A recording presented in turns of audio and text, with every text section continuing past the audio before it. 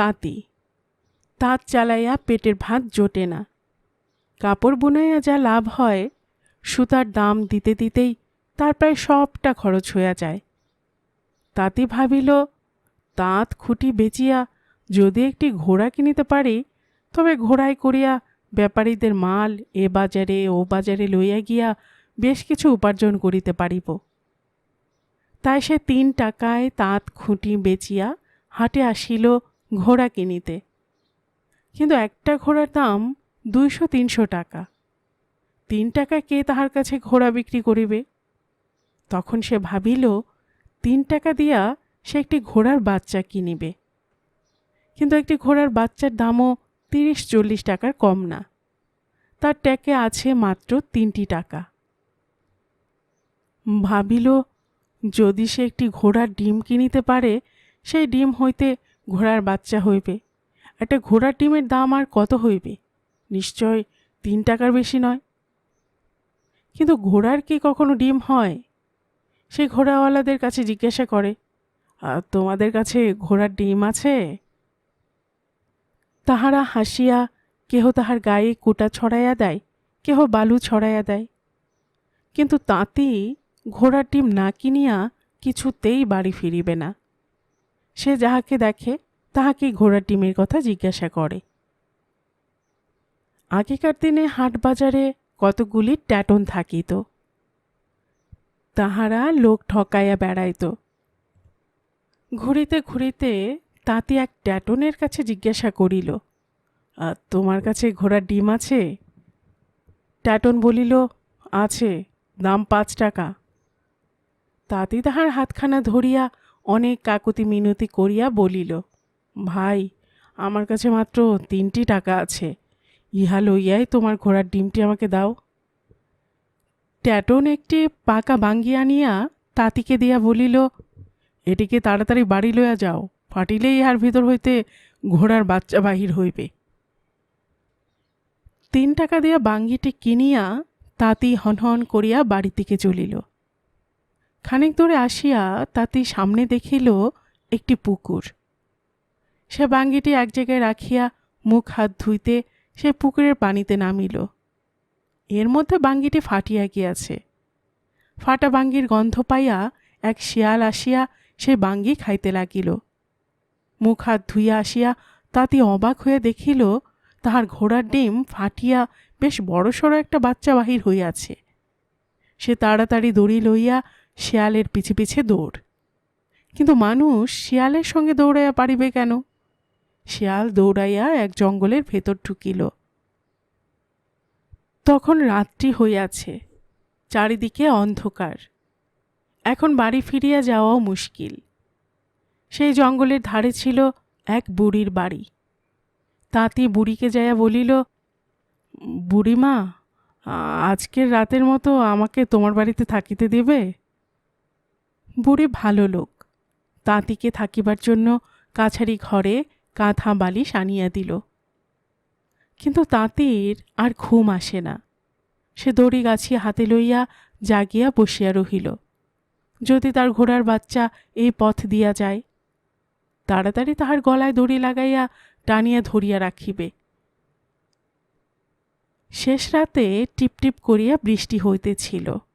এমন সময় বাঘ আসিয়া ঘরের পেছনে ওত পাতিয়া বসিল। বাঘ সুযোগ খুঁজিতেছিল কি করিয়া এক লাফে যাইয়া তাঁতিকে খাইয়া ফেলিবে। অন্ধকারে সব তো ভালো মতো চেনা যায় না। তাঁতি ভাবিতেছিল ওই বাঘটিই তাহার ঘোড়ার বাচ্চা। সে দড়ি হাতে লইয়া বসিয়া বসিয়া ফন্দি আঁটিতেছিল কি করিয়া তার ঘোড়ার বাচ্চাটিকে বাঁধিয়া ফেলিবে। বুড়ির এক নাতনি বুড়ির সঙ্গে ঘুমাইত। সে জাগিয়া উঠিয়া বলিল, দাদি, ওই ঘরে আমার পুতুল আছে, শিগগির আনিয়া দাও। দাদি বলিল, একে তো বাঘের ভয়, তার উপরে টিপটিপানি। এখন ঘুমাইয়া থাক, সকাল হইলেই তোর পুতুল আনিয়া দিব। বুড়ির কথা শুনিয়া বাঘের তো আক্কেল গুড়ুম। টিপটিপানি অর্থে বুড়ি বলিয়াছিল টিপটিপ করিয়া বৃষ্টি পড়ার কথা। বাঘ ভাবিল টিপটিপানি যেন কি এক জন্তু, বাঘের চাইতেও জোরোয়ার। বাঘ তখন লেজ উচাইয়া দে দৌড়। তাতে মনে করিল ঘোড়ার বাচ্চা পালাইয়া যায়। সে পিছে পিছে দৌড়াইয়া একেবারে বাঘের পিঠে উঠিয়া শোয়ার হইয়া বসিল। বাঘ মনে করিল সেই টিপটিপানি বুঝি তাহার পিঠে আসিয়া বসিয়াছে। তখন সে প্রাণের ভয়ে দৌড়াইয়া এদিকে যায় ওদিকে যায়।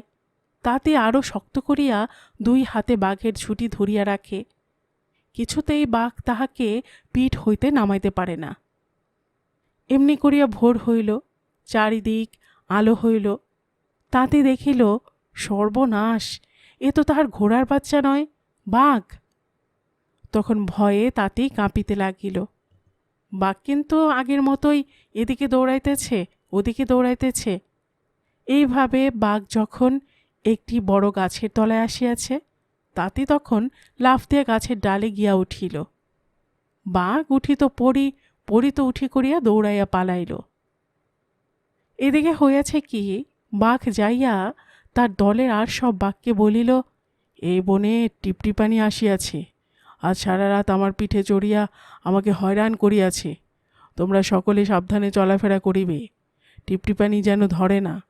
সে এখন গাছের উপর বসিয়া আছে।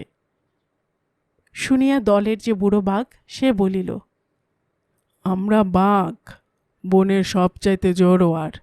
আমাদের চাইতে জোরওয়ালা আবার কে আসিল? চল তো দেখিয়া আসি কেমন সেই টিপটিপানি। এড়ে বাঘ, হেড়ে বাঘ, ধেড়ো বাঘ, কুতকুতানি বাঘ, মিনমিনানি বাঘ, জড়ো বাঘ, কেশো বাঘ, সব বাঘ একত্র হইয়া কেউ কাঁথা মুড়ি দিয়া, কেউ মাথায় ভাঙা হাঁড়ির টোপর পরিয়া সে গাছের তলায় আসিয়া উপস্থিত হইল।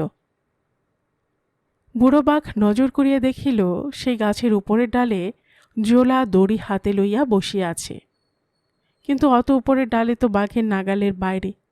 তখন সেই বুড়ো বাঘ, তার কাঁধে একটা বাঘ, সেই বাঘের কাঁধে আরেকটা বাঘ, তার কাঁধে আরেকটা বাঘ উঠিয়া শেষ বাঘটা যখন জোলাকে ছুঁই ছুঁই, তখন ভয়ে জোলা দড়ি সমেত গাছ হইতে গিয়াছে পড়িয়া।